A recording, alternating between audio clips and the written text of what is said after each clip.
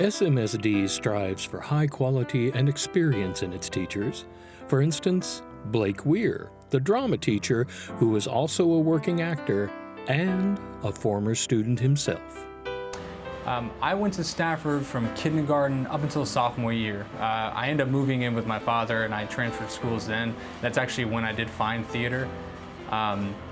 Once I completed high school, I went to Stephen Boston State University to study acting and directing, in which I received my Bachelor in Fine Arts.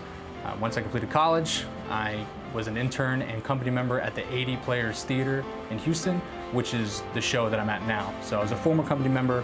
I left to pursue other acting jobs around the area, as well as TV and film. And eventually I became a teacher here in 2014.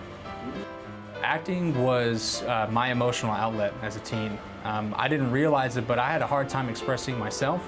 And eventually, once I found acting, it was a way for me to be creative. It was a way for me to express myself emotionally, even in my subconscious. So once I got to college, I learned to really tap into that, express myself much more personally to people. I think it's made me a much better communicator. I connect with my students very often. I talk to them a lot, and they know that I can be very personable. They also know I'm really good at reading their emotions and reading their body language and stuff like that. I'm able to connect with them more often than not. And it's become an addiction. I think a really positive one.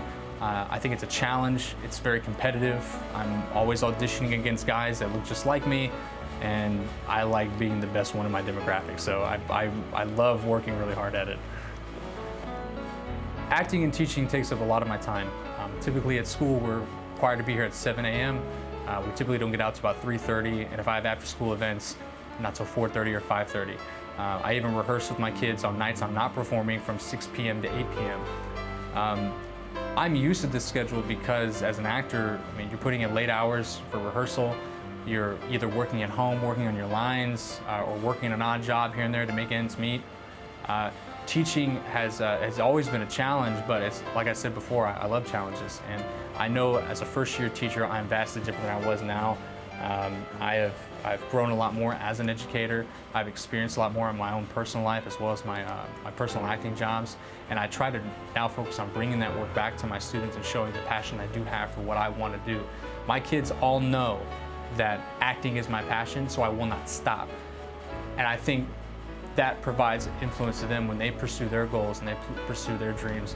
I'm trying to live it out. I mean, there may be one day I'm cast in something which requires me to quit my job.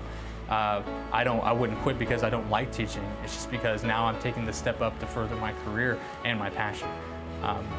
The late hours, yeah, sometimes I'm tired. I need an energy drink in the morning, but at the same time, I get to tell the stories I have of working in Houston, and the really funny moments, the really sad moments, the hurtful moments, the moments where I fail, the moments where I don't get the audition that I missed school for. You know, I might miss a day to go audition for a TV show and I don't get it, but I let them know it's like, hey, but I can't stop. Because the people that did not succeed in acting are the ones who did give up. They did quit. And sometimes rightfully so. Sometimes they take other career paths, and that's totally fine. I refuse to stop. For Spartan Spotlight, this is Randall Williams.